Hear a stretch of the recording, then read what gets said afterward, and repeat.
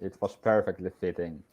It was perfectly fitting. We are here. We don't know how we got here, but We welcome. didn't give up. That's anyway the topic of today's session. Not giving up. We had Yeah. some technical issues, Yeah, but I here we wanted are to give up. I wanted to give up. And not only did I want to give up, but I wanted to throw the computer out the window. now. Well, that was like a test. It was like Nikki and Stacy, you are going to have a session on topic of not giving up. So let's see how you'll pass the first 5 minutes when it nothing will work. So Yeah. that was perfect test for us. Yeah. And Well, I felt like it was a test that I hope I passed. I mean, we are here now live. We're going. yes, So glad to be here this morning with you. hopefully people were patient and we have still some people with us because I think this is, I guess I say that at the beginning of every session that this is one of the most important topics, but I really do think so because giving up is the moment when we give up or not give up might be the very turning point in our lives, and I think it was good to kind of call it this never giving up or never giving up, showing up and then letting go, because of course we don't want to go into some very narrow extreme where we never give up, because sometimes it's pretty good to let go. So I think what we'll be covering, or what I had in mind, you had different things in mind maybe, but most important are the people who are listening, what they had in mind is to really cover that, like what happens when we give up on ourselves, what happens when we don't give up, what happens inside that process, and then what are some of the best ways to actually prepare for it, because it will happen that we want to give up, and then, well, when is it good time to actually let go? So those were things that have been on my mind. And Yeah. hey, what about Stacy? What's been on your mind when it comes to the topic of giving up on our journey? Yeah, yeah, it's a great question. I've been thinking a lot about that this week, knowing that this was kind of what we were going to talk about today. And I think it's one thing when we think about, I was kind of putting in the context of giving up and then giving up on ourselves, right? Mm, And those are two very different things. At some points, we realize it's time for us to maybe give up on um, maybe a specific way in which we thought something was supposed to happen, or we mm, thought something was going to go, and we realize, oh, maybe I need to give up that version, or that version mm, of expectation, or what I maybe have placed on somebody else, but yes. not ever giving up fully on ourselves, right? Mm, There's something about not giving up on ourselves that I kind of yes. think I want to explore a little bit today. And that's definitely something to explore, in the sense, because what do we mean when we say ourselves? When we get like, well, what does that mean? Like, what is this self, or what? And if there is people, I know that there are quite a few people who had signed up. Hopefully, they stayed with us.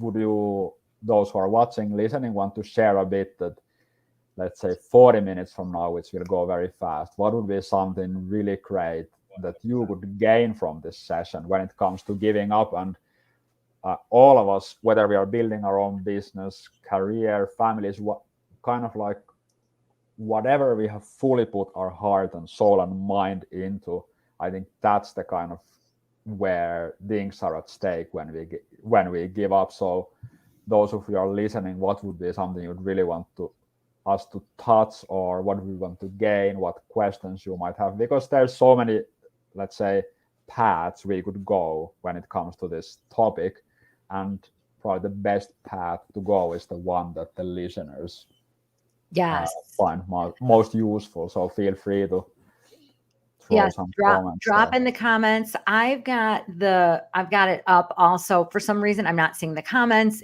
We had some technical difficulties this Mm, morning, so I'm not seeing the comments pop up here, but I'm seeing them on my phone a little bit. We've got Hans and Amy. A couple of people asking, has it started yet? Yes, mm, yes, we yes. started. We're having some have technical difficulties, but we're not giving up on showing up, right? We're still showing up today. So I'm going to try to get these comments pulled here. But the question is, if you are there and you can't see this, what is it that you're hoping to gain, at the end of, half an hour, 40 minutes? Amy says, feeling like an imposter. Feeling like an imposter. Thank you, Amy. Welcome. And now my comments are popping up. So woo! Good. Feeling like imposter. So let's integrate or put that angle into our topic. And how would you want to, Stacey, get started? You mentioned that about this ourselves. Yeah. Giving up on ourselves kind of thing. Yeah. How do we navigate through when things get difficult? And it's usually I found for me, and I'll personalize it a little bit, that maybe you've got some plans, you've got some ideas, this morning dealt with a couple, last night, this morning dealt with a couple of situations. And it's okay when you have one situation pop up that's unexpected, but then compound that with extra things that are kind of coming across your plate, right? And so at some point, then we just want to throw our hands up and be like, forget all of it. For example, our live not working this morning, right? I just wanted to throw my hands up and be like, forget it. The thing that happened last night with my daughter, the thing that happened this morning with my husband, and then now this isn't working too. Really, I quit. I give up. And so how do we, I was thinking about how do we kind of stay in that space where we're able to stay clear mind, right? Because we're talking about how to keep our mind clear, to open possibilities when it feels like everything is piling and we just want to throw our hands up. Yes. And that's, I'll put 4 things down. I'm so great that you're bringing up the extra things, because that's one of the things that we sometimes discount when we go for something difficult. We discount the fact that the rest of the life will happen plus the difficult thing. And I'm going to include that into what Amy was mentioning about imposter, this feeling like imposter. And we could say that as we go through our life, there will come these moments where we somehow, whether it's urge from inside, whether it's like a bit of a painful urge, or whether it's that we have so much extra capacity, we have grown a lot and so on, either one or both at the same time, kind of open our eyes to new possibilities, kind of open our eyes to things that we really want to do. We want to create something, whether it's business or whatever it is. What, like I mentioned, like thing that we want to put our whole being into. When we start with that, we feel so great, because we are like, yay, now I'm getting started. Like, woo, it will be easy thing. I'm doing the thing that I love. And that there's 4 stages in that. First stage is the unconscious incompetence. And this incompetence has to do with imposter syndrome. The first part is like, how could it be bad? Like, I'm going to do the thing that I love doing. And we do that for a while. And then we get in a second stage where we start noticing, and all of us have been through this and will be through this many times, but more aware we are that it will happen, more prepared we are for, because second stage in that building something really meaningful or going towards something is when we start realizing, whoops, actually, I wasn't prepared for this. I don't have that skill. Maybe I'm not so good with people as I thought I was. Like, whatever these things comes, it shocks us, or I don't know, shocks us, but it really makes us feel imposters. Like, what am I trying to do? What am I trying to do here? I think this is purely everything that I'm saying, purely just my experiences and understanding with clients and so on, is that it's so good in that point to say, I'm incompetent. I'm not imposter. I'm actually incompetent in this. And how else could it be when we go into new role or we take on something difficult? Of course we are incompetent because we've never done it before, and we can be happy that we got to that point, because if we didn't come to that point, we would be still doing the same things all the time. And at this point, the best thing is like, put on your seatbelt and be prepared to look like a fool, to feel like a fool, to screw up, and all those things. And I think in that moment, not only then there's all these extra things happening. So there's like we are not, maybe our confidence is going a bit down. There's all kinds of things happening in our life. Then our mind starts speaking to us, Mhm. actually, maybe you shouldn't be in this position, maybe you shouldn't, maybe you can't do this. In that point, most people turn back unless they have very deep reason for going for it. Mm. Why am I actually going through this crap? Why not just like why Stacy? We could ask maybe, so I don't go too far because I would go to the next stages. Maybe I could ask you, is that, well, why didn't you give up today? Mm. Why didn't I give up today? Because you could have. There I was could have. everything in you yelling internally that Yes. just like forget about Yes. it. Yes. Yes.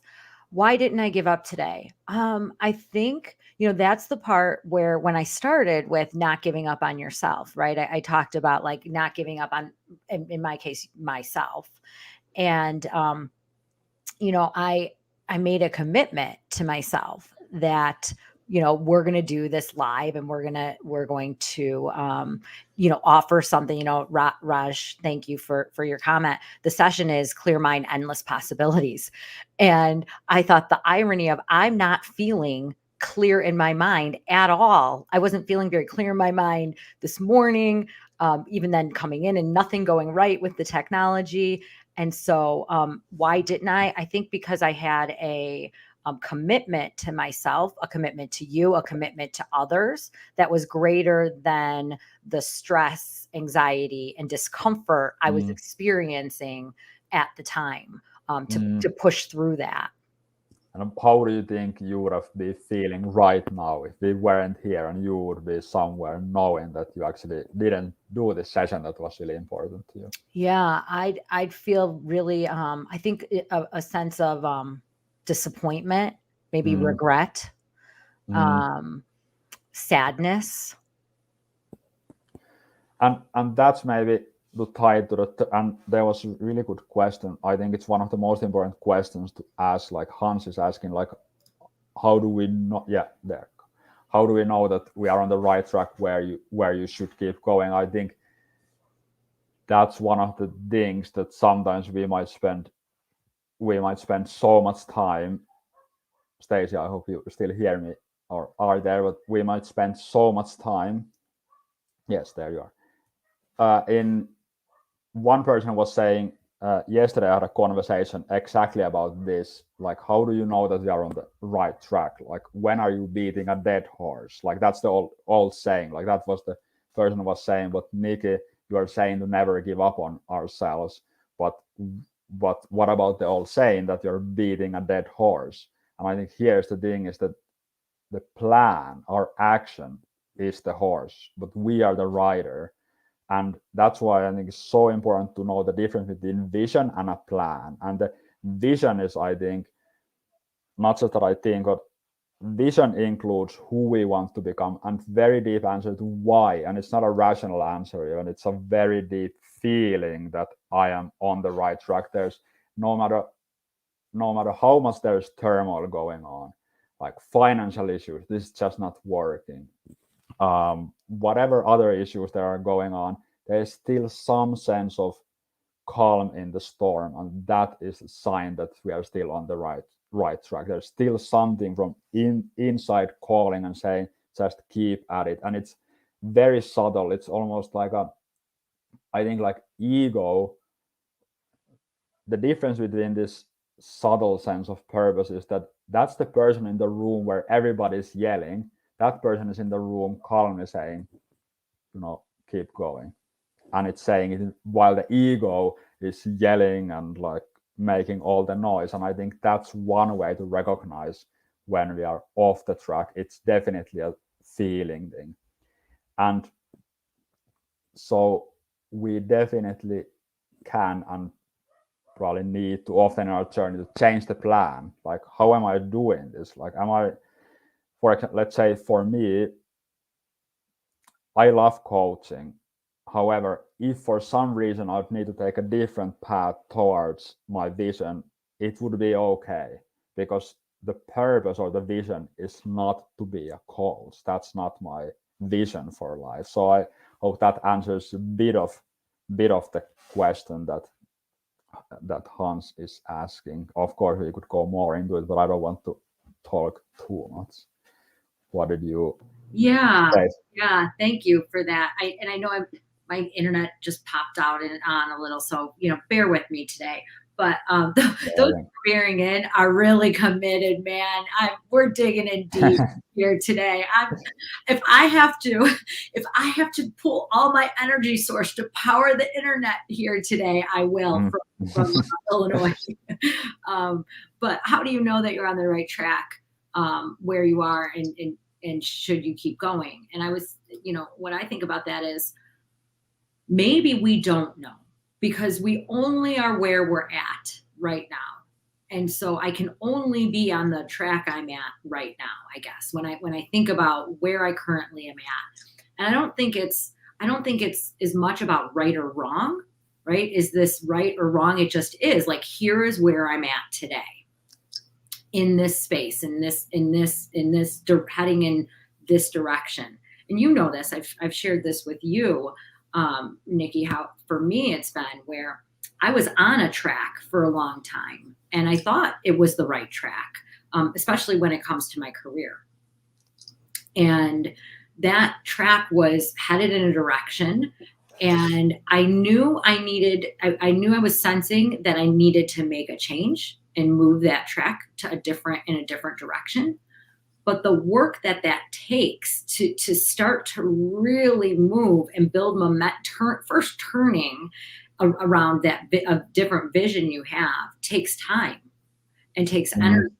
And so it doesn't happen. Like if you decide, oh, I don't really like my job, I want to do, because I work with a lot of educators who are looking to change careers. You don't just like pop your finger and then you're in a new direction.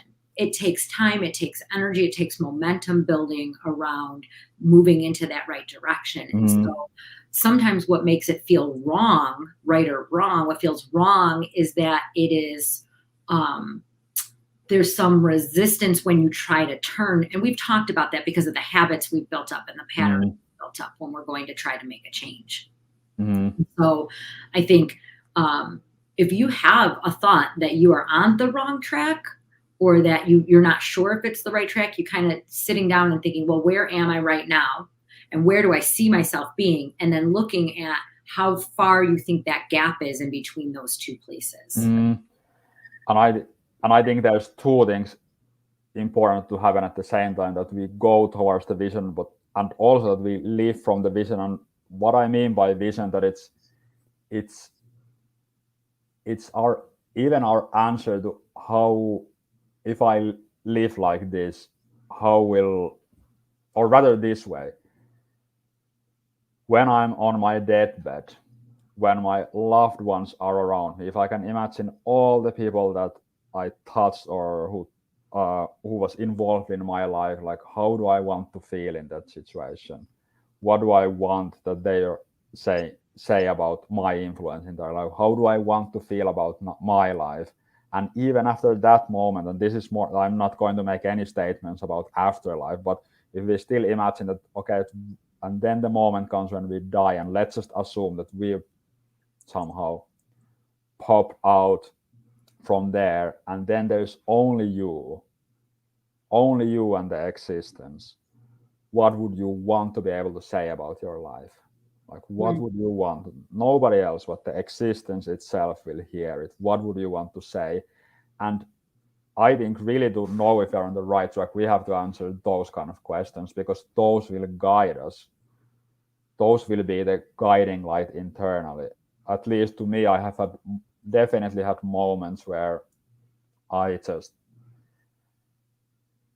really felt like I just want to disappear into the forest alone. I'm going to even leave my family, because it's like this thing that I'm doing is not working. Those kind of moments, but it's so that it's almost that, how would I say, it's that it's almost like I will completely fail here, or I will like push through and become that person who I want to become. And in those moments where every part of you yells internally that you are crazy, that you are still keep doing this, that like you will be broke, your all those stupid beliefs, or family will abandon you, and you still have some fire in you that you still keep going towards that thing that you want to create and build. Only way that why or that reason is strong is that we answered really deep questions, that we are able to look at our present situation from very far in the future, I think. Well, and I would also add in those moments, because I'm going to tell you, like, this is so, of course, this is how it works, right? This is, my past, I don't know, 12 hours. Really, like the past 12 hours have felt like that. I want to run. I want to just be alone. I don't want to, in the overwhelming circumstances and things that are happening. And I think what also is a good reminder is it's temporary, right? Everything is impermanent. This moment, this feeling, this whatever isn't going to last forever. And sometimes it's even a matter of seeing yourself not where you see yourself in the future, you at the end of your life, but right now, both, I say to you from the inside and the outside, and you've asked me, well, what does the outside mean? And I imagine, well, what would it look like if I didn't know me, if I didn't know everything about me that I'm feeling, sensing, thinking? I take all of that off the table and I'm just looking at myself from the outside. What do I see from a more objective perspective of who I really am? Almost as a parent would see a child. How can we look at ourselves from a very different perspective? And from a parent perspective, I can see the child like me. Those feelings are, oh, she's hurt, she's confused, she needs to maybe feel comforted, whatever those things are, because I'm dealing with all these extreme emotions, right? Or extreme thoughts or whatever. And so to be able to also look in that moment from the outside, maybe almost not even acknowledging the inside, but like, what would it be if the thoughts, the feelings, which we know those are all temporary. We know our thoughts come and go. We know our feelings come and go. But in the moment when they're so strong, they don't feel that way. They make us feel like we want to go and run and hide in the forest. So what if we could get rid of them and they weren't there? What would we see then in that moment? And that you said something that is really important to know. It's almost a technical thing, is that you said you look yourself from outside, and actually we are able to do that when we could say it like this, we can do it when our neocortex is properly activated, we could say, but also when we do it, it helps the neocortex to kind of, let's say, guide or suppress the mammal and reptile brains, like the reaction of like, let's escape or let's fight this. And the neocortex is exactly where we want to operate from in a very tough situation, because that part of us is able to look at things from way bigger perspective. And something I definitely want to touch on, because you are exactly talking about that moment where all those things, and I mentioned it also, all those things inside us, it's like the desire to escape, and because actually obviously it's a desire for a relief. It's not that we want to escape, we want to get a bit of a relief because the pot is boiling and we are in it. Yes.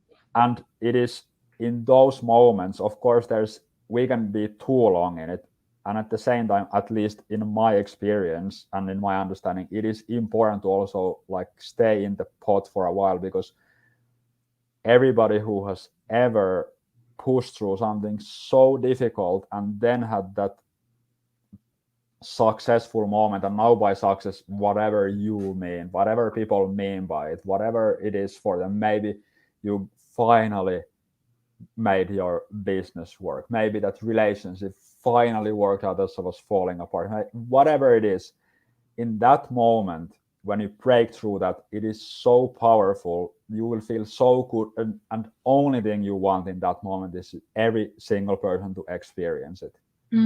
I think that's why so many people who are with a lack of a better word, successful in the sense that they're really living from inside. That's why I think there's so much supporting others, is because when you break through something so difficult, you will have that moment where you just realize that everybody can do it, because it's not like those people or us are any way special. It's just that somehow those people are in those moments, we were more on the side of us that is able to go through anything. And as a final addition to that, because I could go again into many things, it is also important when the pot is boiling, when it that emoji, when it looks like the emoji where the head is yeah, it emoji. is also important there to take, at least, even though it's important to keep going and big breaks are important, it's still so important and necessary to take those small breaks. Okay, the whole week has been intense, you're pushing through, please, like, take that one moment where you celebrate of it. Just let go of everything. Like, even come to the point where, like, okay, like, now whatever happens, everything's done. This day I'm just going to, like, do something that I really enjoy doing. And that is important. But the pot needs to boil also. Yeah, the thought needs to boil. The feeling needs to boil. It gave me a beautiful image in my head of what does boiling do? Boiling purifies, right? We boil water to purify the water so it's safe to drink. And so you just gave me this beautiful, beautiful image of what might be happening in a metaphor, I guess, is where all of this stuff now, because when you do inner work, when you are committed to doing the inner work on yourself, shit is going to rise to the surface. There are impurities. There is stuff in there, and we want to get it out. So sometimes it starts to boil, and if you think about boiling water and the bubbles, and just, you've given this beautiful metaphor of that, and I can see that. And then what happens is, if you think of a tea kettle, right? And then a tea kettle starts to boil and it starts to get to that point where it's purified. And then what can you do? You can reduce the heat, and that heat naturally starts to reduce. And then what happens is things start to settle in, give yourself that space. And then you've got clean, pure water, right? And then you have something to give to others. Right? Because if you give others water that is too hot, what is it going to do? It's going to burn them. They're not ready. They're not ready for it yet, right? You're not ready. You're not ready to give it to anybody yet. And so once it's tempered down and pure, that's when you can give that to others. I really like how you put it so well, that we have then the water to give to others. And I saw there were some questions we could include in that, and just a little short story. When I was first time in a longer retreat, that was just 7 days, like every day meditating 12 or 15 hours, and it was a meditation that purifies the subconscious mind. And on the third day I was like, shit, like things were really coming to the surface, and I wasn't so experienced yet. So I went to my teachers like, hey, like, aren't I supposed to feel good? Like, I'm feeling like this. I'm having dreams. Like I'm having these dreams where I'm just murdering people. Like, what's going on? And he's like, great. That's so great. Like, go back, keep doing. That's exactly what should be happening. Like, great. Keep meditating. Yeah, keep doing. And now I can understand why. And so can you give some examples on how to activate the neocortex? Well, almost all the mindfulness tools and techniques are for it, but I'll give you two, because there doesn't have to be always a technique.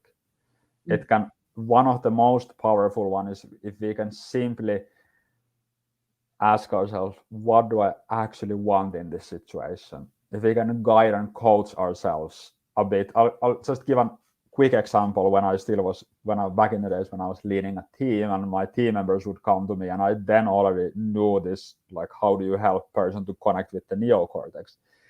Like the person would come, oh, this happened, I screwed up with this, like, this person was saying that, and nobody cares in this company. I would just want to have some clarity, but I'm so stressed out, I cannot sleep. Only thing I ask her, clarity. Actually, I didn't ask her, I just said clarity. I listened to that one word she was wanting. And then she said, yeah, I would really want to understand what I'm doing. Okay, so you'd want to understand what's your responsibilities or how do you mean? Yeah, because if I know what I'm doing, then I could contribute. Okay, so that's what you really want. You want to contribute, and what could be a good way to go forward with it? And then she was thinking for a while, and she was like, actually, you know what? I never asked that person what I could do, and that's why it's unclear. And then she went to ask about it, and then she got clear idea what to do. This is just an example of how quickly we can shift from she was angry, confused and anxious, and then in few minutes she was, because when we connect what is important to us, which is our values are basically what is truly important to us, and those aren't things like, as radical as this sound, for example, family is not a value, or work is not a value. Why is family or work important? That's a value. Okay, for example, she said contribution, and immediately you could see she eased up because she was operating from what is important to her, and even the brain eased up then. So that's one thing, is to stop. And definitely one of the most important things I wish people to understand about our brain is that we are not a reptile or mammal brain. The job of reptile and mammal brain is to keep us safe and take care of us and take care of our tribe, and that's as far as it kind of can go if we speak in a very simplified way. And their language is warnings. Pay attention to that. This is going wrong. It's like to escalate negativity. And it's so good to understand in that moment that this is not me. It's not that I'm like this. It's not that I'm negative and so on. It's just that my brain at the moment is overreacting on the reptile brain level. So I just simply need to like step back a bit, breathe in a bit, and look what is actually important in this moment. Hope we could go more into this, but hopefully that's at least a little bit of useful. And maybe because I want to go to the third state we were talking about, that unconscious conscious incompetence. When we go past through that, it has to do a lot with that what you said of when the pot has been boiling for a while, we allow it to settle in. Then it comes to stage of conscious competence, which means that now we are getting the hang of it. We definitely need to focus a lot to do the new things, but we are kind of like, okay, I'm getting a hang of this, I can do this, I can develop in this. And then what happens, and I'll tie this into the teapot, then comes the unconscious competence, which that we have become so good at something that we don't need to think about it. And every single one of us has had that experience. If everybody who's listening, if you scan through your life, there's something you are now doing that you're so good at, and at one point you are really scared to do it, and you did think you didn't. And that means that in that moment, wouldn't it be nice that that would be the rest of our lives? No more feeling like imposter, no more incompetent. But actually what then happens is the teapot gets bigger. Now we have more stuff to boil, we have more to give, but again, the new cycle starts. Or well, maybe and the water cools down, right? And we, I think as humans, what the word that sticks out to me is like evolve. We have a desire, like it is beyond, we have a desire to be evolving and curious about the potential that we have. I mean, I think we don't have a real fireplace in our home, but we have like one of those fireplaces that you plug into the wall and it makes some heat come out, and then it looks like a fire, but it's fake. It's not real.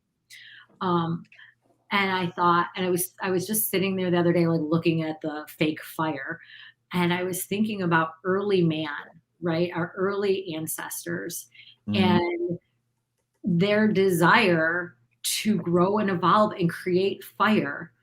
And then we, today in 2022, still want that same, desire to evolve that idea that we have fireplaces that aren't even fireplaces sitting in our homes, Mhm. right?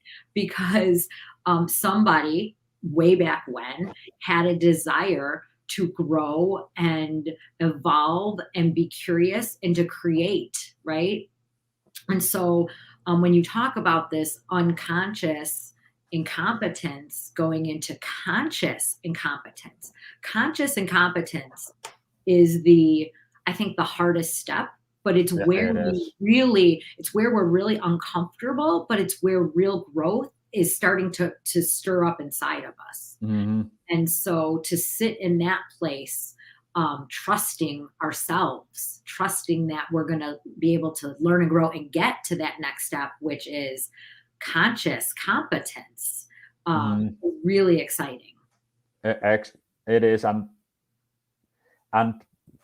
and in that stage, tying to the imposter syndrome, I think this is personally my opinion and my experience with clients. It's so much more useful, though it's initially more painful to say that I'm incompetent in this. But it's a lot better, I think, to say that I'm incompetent in this, because we can learn and grow and develop, than to say that I have imposter syndrome or that I'm imposter, because that's an identity statement, Mhm. which means that because our being, how we perceive ourselves, has different, how would I say, levels. And if we make something into identity, that part of us has the strongest power over everything else. Mm. Meaning that if we start feeling that I'm imposter, that becomes kind of like the water we are in. While if we say that I lack in skills, I lack in confidence in this, it's more little bit like, it's not so deeply ingrained in us. It's like something little bit of outside, if we can say it like that. And what I wanted to still say about, because you were talking about this, that we are evolving and curious and we want to grow, and I think that's a little bit relates to Hans' question about being on the right track, is that no human being has ever made a plan. Wait a minute, let me become resentful, bitter, and dull human being. Mm. Nobody has Mm. ever said that. Right. And it, I think, is in that moment where we are faced with a challenge and an opportunity, and deep down our conscience, not our consciousness, but our conscience knows that, look, Stacy, Nikki, who's ever listening, that door, if you need to go through that, that's where you'll grow, that's where your destiny is. Mhm. And we know those things, we cannot escape our conscience. We And if in can't. that moment we That's right. don't step through the door, something really terrible happens in us. We know this, that I didn't do the thing that I know was going to be the best thing for me, and what else could happen inside us, that we stop slowly trusting ourselves. Then we become angry actually to ourselves, become resentful towards ourselves. But it's more easy to put it into the outer world. And I'm not saying in this any kind of contemptuous way, because it's more than understandable that people are scared to sometimes go through the door, because can be so scary. And I'll just, so that's one thing. When it comes to being on the right track, I think is when we feel fire and this aliveness, that's sign that we are on the right track. But of course we have days like this. So, but one of the things, not directly related, but I do want to remember to say that why it is, I think, so easy to become resentful and angry and frustrated in our journey, in the moment where we put our mind, heart, body, and soul into the play, is that it's not often that things just work out easily. And I think this is then what happens internally, is just like God, universe, humankind, whatever we call it, is like, why in the hell am I not getting these things because I've put my everything on the table and still not happening? And in that moment, it's so easy to become resentful. I call those moments. I'm not Christian, but I'm not denying God either. I call those moments. I remember from Forrest Gump, the Lieutenant Dan. He had this moment where he goes on the boat on ship on top of the mast, and he's like, God, is that all you got? Like, where the hell are you? Like, show yourself to me. I call those moments like Lieutenant Dan moments where I'm like, come on, universe, God, like, can't you see? Like, I've put everything in the game here and still not working. Like, what the hell is what the hell is this? Like, isn't this supposed to work? And in that moment, it's so easy to just say, screw it, I'll give up. And that's the real giving up. I'll give up on the possibility that things could actually work. Yeah. A couple of things as we prepare to do our meditation for today. If you're listening, if you want to drop in the comments your intention, your hope for our meditation today, we will go into a guided meditation here real soon. And so always looking for what you are hoping so we can set an intention around our time. And I think sometimes to what you were saying is there's an outcome. It's almost I can't grab the word right now, but it's almost like egotistical in some ways on our part, because we think the outcome should be the way it should be according to our limited view. And so when we're getting not the outcome that we want, in the way in which we think it should happen and how it should happen and the way it should look exactly, then it's almost like, again, I must be working on the inner child because it's almost like then we throw this temper tantrum, right? We didn't get what we said we wanted, and we did the work, and I did the, and I've done the meditation, and I've done this, and I've been praying, or I've been believing, whatever. And now I got this shitty thing here, and this person mad here, and this thing happening here, and like, what the hell is going on? And it's not what I thought. And no, but I believe it's when you sit with that, knowing that you could totally outwardly act in that way. And you don't, or you see yourself acting that way, and you're like, whoa, let's bring that in. Where's this? Or you make a comical event about it. You make it comical, right? So yeah, and when you talked, I want to mention one more thing. When you talked about the door and saying that our inner knowing, our conscious, our inner knowing knows that there's a door for us to go through. We're going to feel resistance. You and I have talked a lot about resistance. You're going to feel some resistance in that. And so, but I imagine when you said this, I saw that there's this string. There's a string. And if you think about a string, I don't know, what I pictured when you said the door and it's there, I saw this string that went from my heart through the door onto the other side of the door. I don't know what the string is connected to. But I know it's connected to something on the outside of that door. And then the image is you shut all the lights off.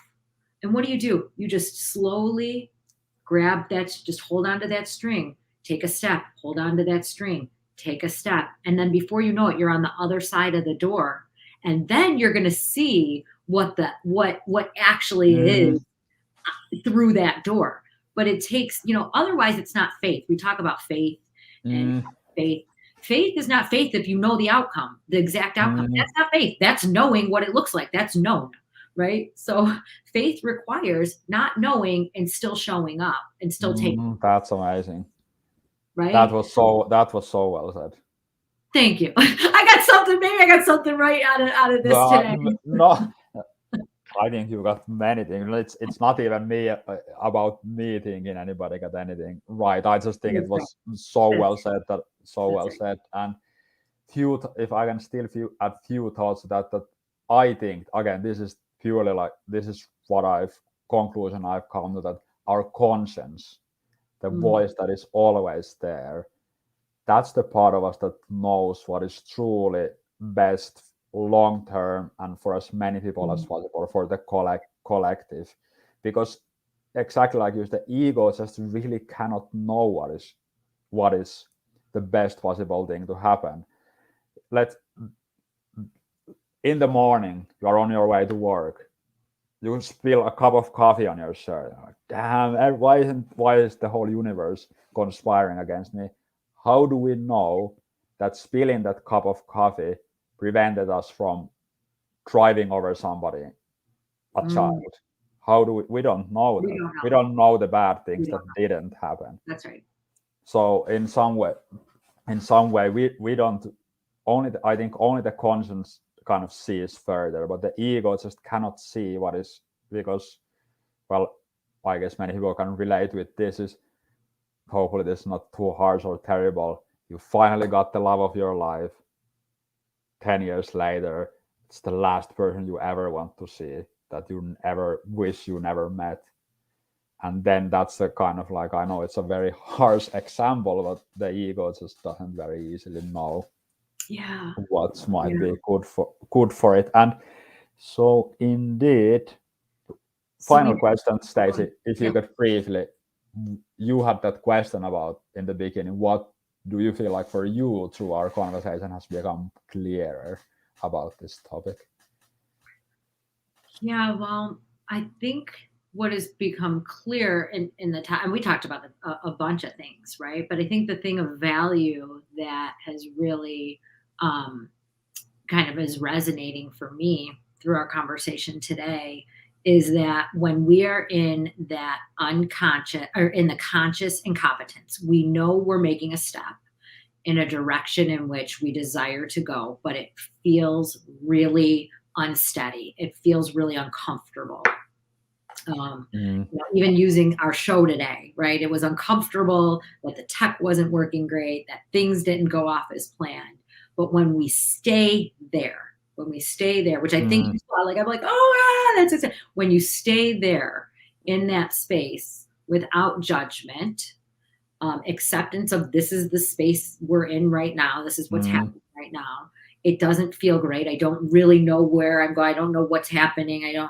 But when you stay there long enough, you start to see that water boil, you feel that water boiling, and then you see it kind of start to tip off. And so if you can sit with that discomfort for long enough, you'll start to come out on the other side and things will start to become clear. And you will become bigger than the discomfort. Now I was talking, I think that's what happens in those, and we'll become bigger than the thing that pushes us.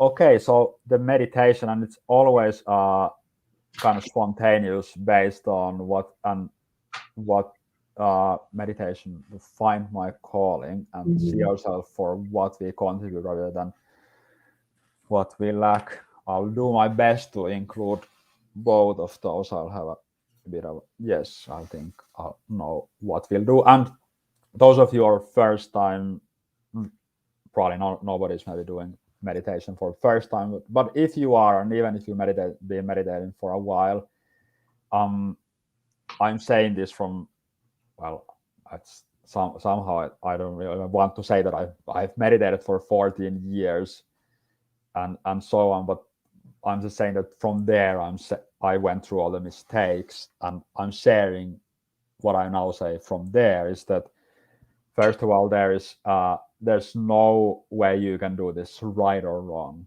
way. There's no specific thing that you should or shouldn't experience. That your mind will very likely tell you things like, am I doing this right? Should I be experiencing this? What now? Your mind will probably go into to think about the dinner. Or in that moment, you can simply return back to the meditation. There's no need to be, now I got distracted, because the moment you became aware that you're thinking of the dinner, but you're here, that's when you're meditating, because you're aware. And when we talk about visualization, I often like to give this example, because so often people would come to me when I used to teach meditation at Buddhist center. They had, I didn't see anything. And our mental consciousness sees or senses or feels, and in abstract way experience the meaning of the things. And what I mean by this, if I would now ask all of you to imagine a person that you love or that is really important to you, you do see that person, but you don't see it in the same way as you see when you have your eyes open. And people have different minds.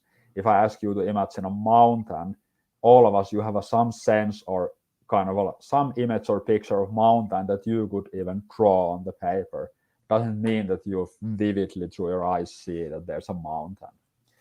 And what we're going to do is we're first going to kind of go into our body, and I'll explain then why. And then we're going to connect with some qualities that have to do with lack or rather opposite of it. And then in the end, we'll do something related to future calling, because that was what was asked for. So let's do that. So whatever right now, whatever thoughts there might be about what's going to happen, oh, I have this thought, am I calm enough? If you can withdraw a little bit more into that part that is kind of seeing those thoughts, and even notice that the part of your mind that reacts or tries to do something with those about those thoughts, even you can be even aware of that part. And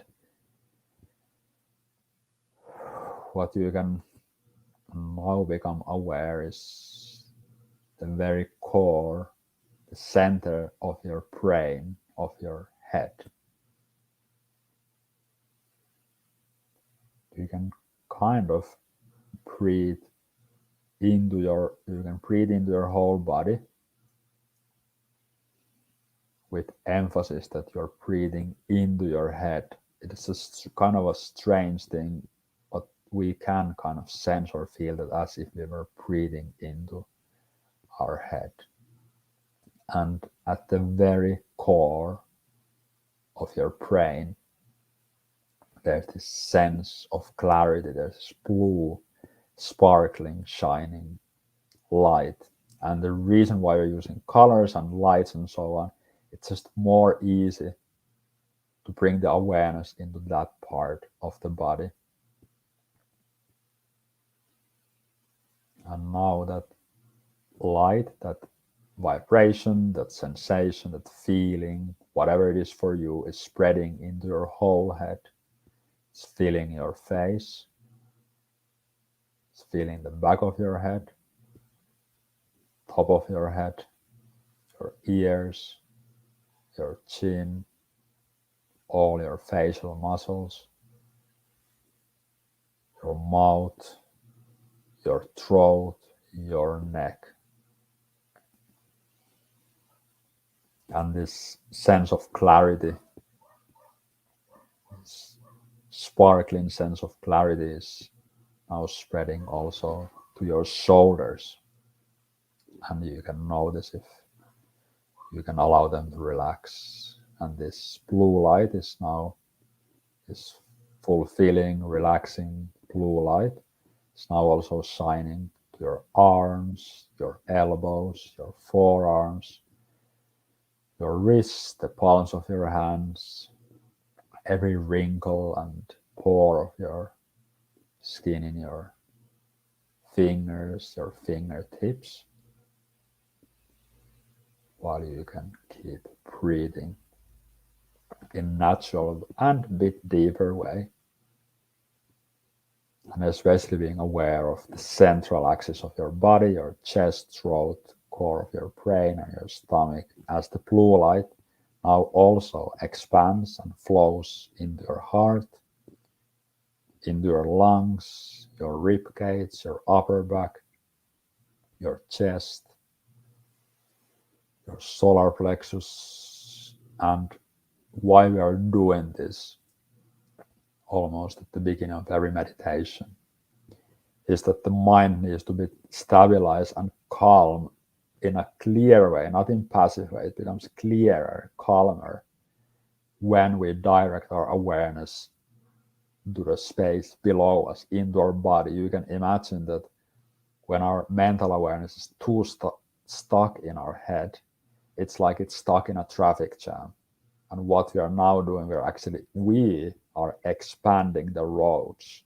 We're making them so much bigger that it's easy to go there even if there's traffic, because now the mental awareness can spread into the body and find stability there. All of us can probably agree that when we feel calm, peaceful, joyful, love, also let's say negative fear, we feel it in our body. Even if you're aware of the thoughts that are coming with them, the feeling is still in the body.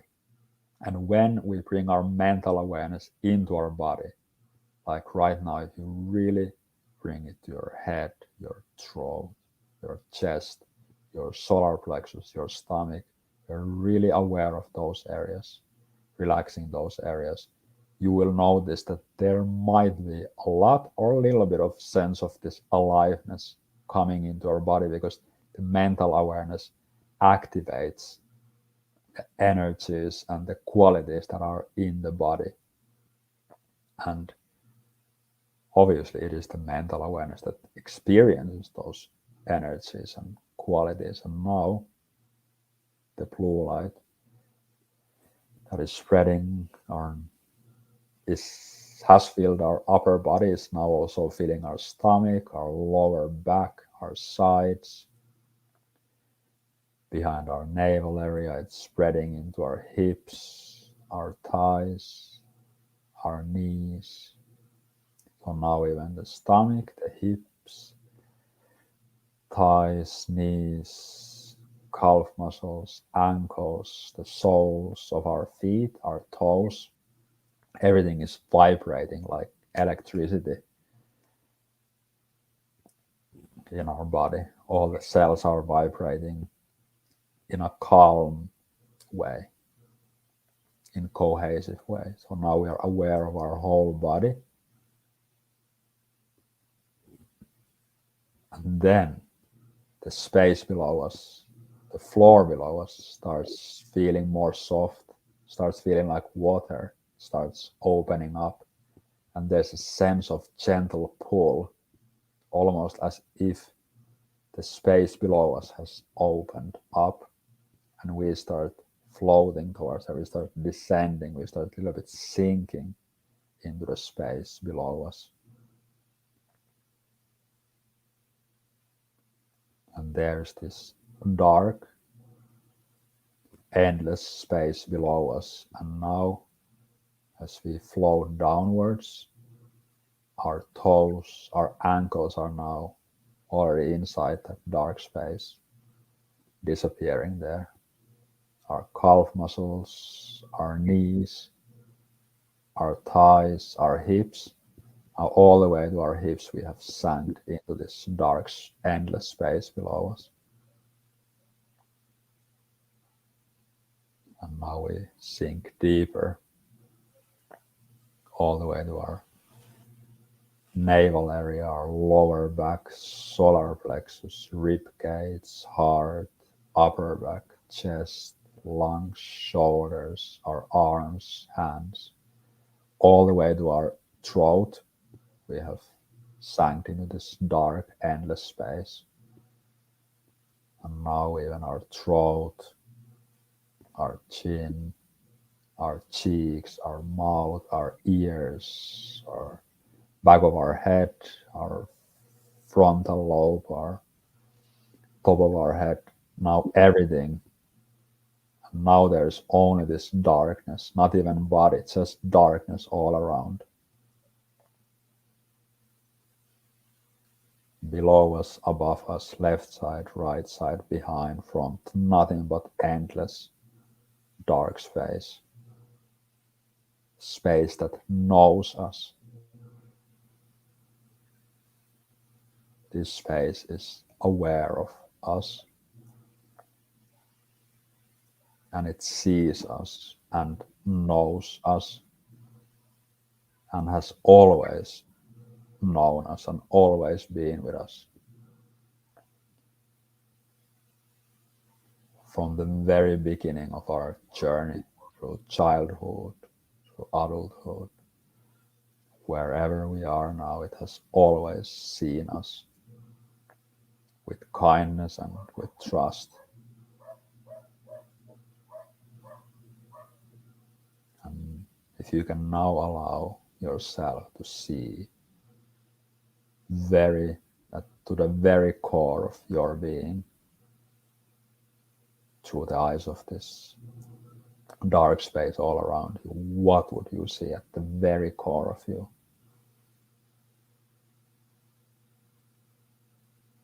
What is at the deepest part of you? What is that uniqueness of you?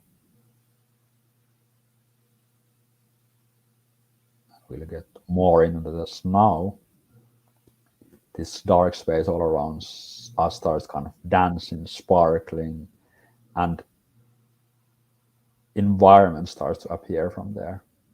Whatever environment you feel best in, is the forest, top of a mountain, beach, nature trail, front of an ocean, whatever it is right now from that dark space appears environment where you are standing there. You are standing there. Whatever that environment is, feel it with your bare feet, feel it with your toes. Maybe there's sunshine that is shining your face, warming your body. Maybe there's gentle breeze going around your body. And now being very aware of your body.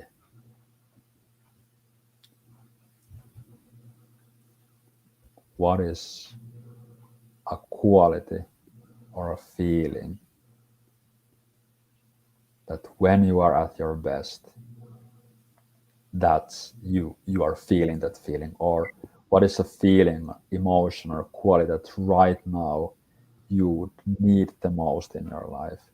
Whatever it is, whether it's courage, resilience, wisdom, joy, love, whatever it is, that feeling that at the moment you would most want to experience and live from and give yourself.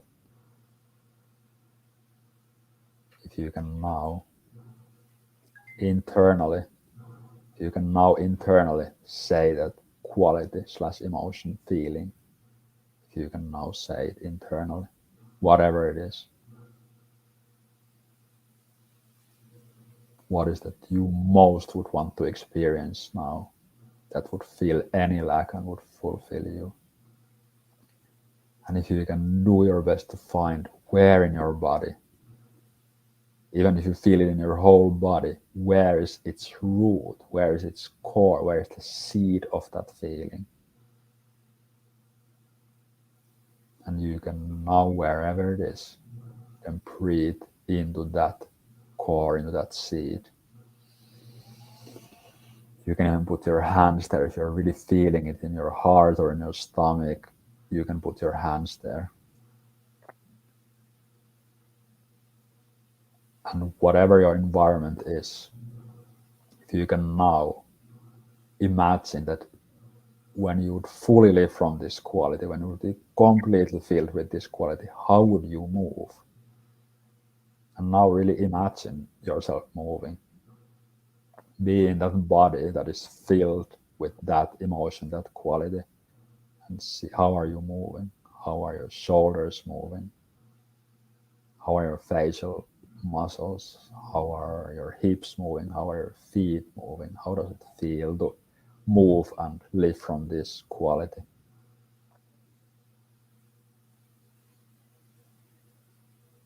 And now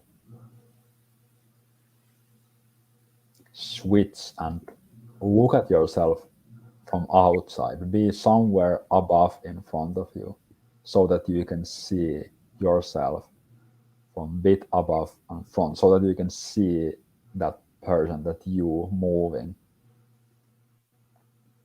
and look at from outside, look at the face. What can you see in the eyes? What kind of facial expression there is? How are the shoulders moving? What about feet? What's the quality of that movement?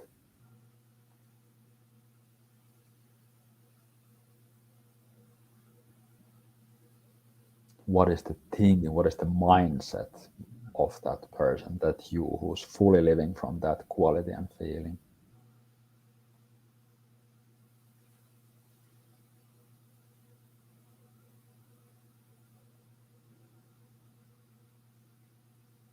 And now you can return back to that body.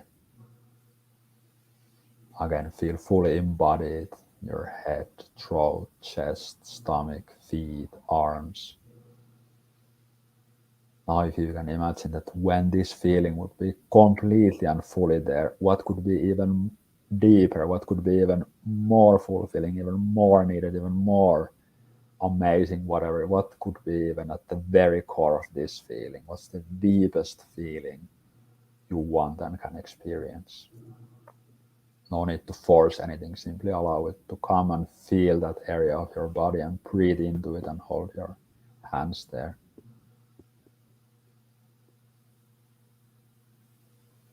And if any of you are now experiencing an emotion or a feeling that you really feel in your body, in your mind, so that it feels on some level right, if you can remember that it was there, or you only accessed it now, that you didn't do anything else, you accessed it, it is there all the time. And as we are about to finalize the meditation, we are going to raise our energy a bit before we step into the future. And right now, in front of you, appears a door or a gate. There's no need to be in a specific way. See the details of you. It can be even a path, whatever feels like a threshold to pass. It can be ancient door, ancient gate, modern, whatever it feels like the door to your future, to your inner calling, the door to the best in you, the door to the most truest form of who you are. And now we are going to do something before we go through the door. If you can now imagine that you walk right in front of the door, is right in front of you. What can you sense about it? What's behind there? What's behind the door? And we are going to now do 30 inhalation, exhalation of deep breathing. Those of you who are doing it for the first time, just know that it will likely feel intense, and you might even feel tingliness in your face and in your fingertips, because there's so much oxygen going into your body, and that's totally normal to experience. It's actually quite likely that you will experience it. Fine if you don't. We are going to do 30 deep inhalation, exhalation, and when we get at 30, we're going to blow all the air out and hold it out for a while, and then I'll continue the guidance. And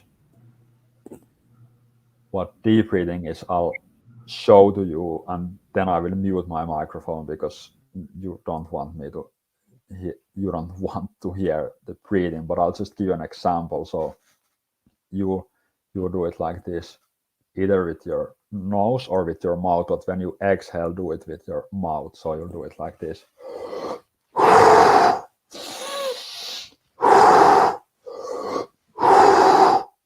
So as much air as you can pull in your whole body, and then blow as much air out of your body as you can. And you even might feel a bit dizzy at some point. Just you can stop then if you want. You can also trust that you can keep going, and do your best to still stay in your body. There's the door in front of you, which you don't need to remember or hold on to. It's there in any case. And now we are going to do 30 of these. I will count them, and when we get to 25, I will start counting down from 5. It's likely that the first 10-15 will be, it really feels like a effort and exercise, and you'll get through it. So let's get started.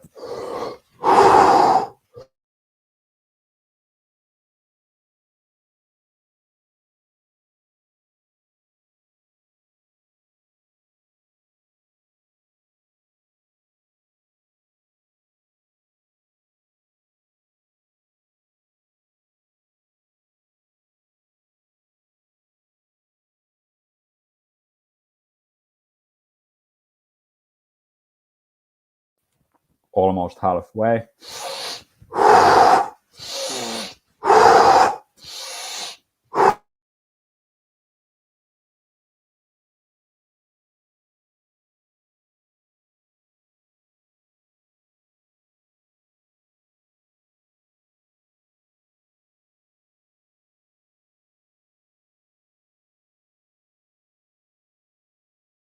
Five more to go, and you can raise the intensity.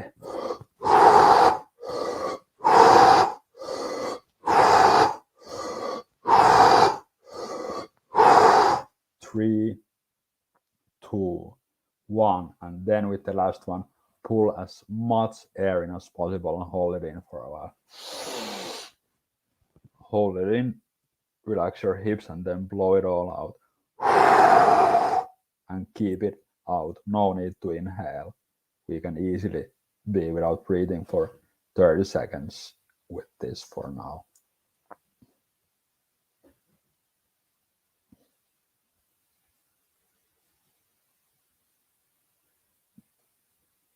Relaxing that quietness. Relax your body.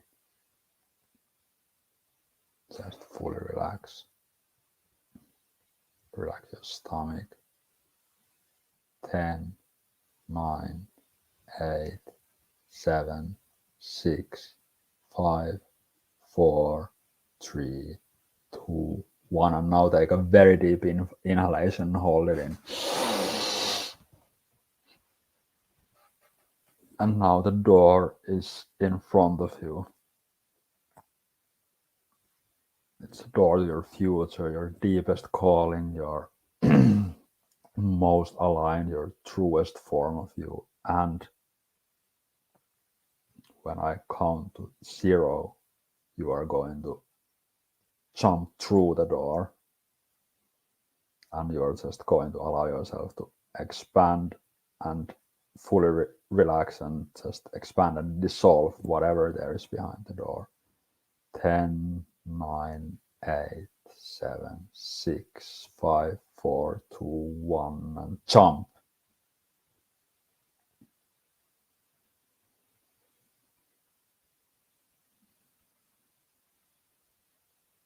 And right now, as you are there, and nobody else except the whole existence can hear you, nobody else. If from your deepest core you can see that what did you come to do? Why are you here? You can even say, whisper it or say it internally or say it out loud.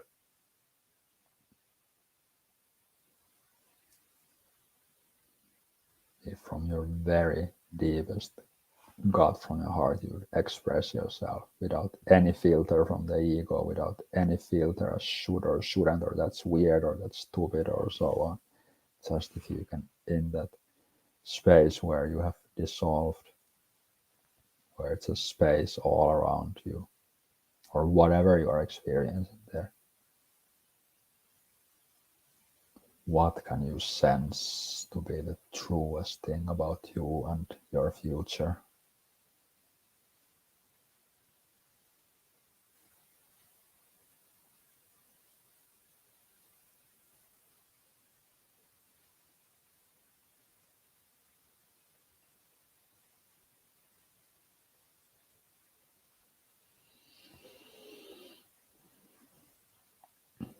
And as a final thing, you can make some kind of commitment or promise to yourself, whatever feels like a kind, compassionate, right, truthful thing that you want to commit to. in yourself. You can also say that.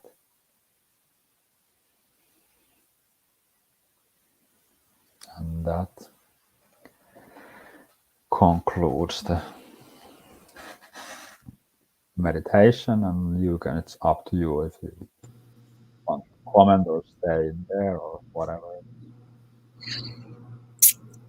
Thank you for another lovely moment, meditation, this time that we've had. Thank you to anyone who has watched us and been with us, anybody who's watching us on the replay.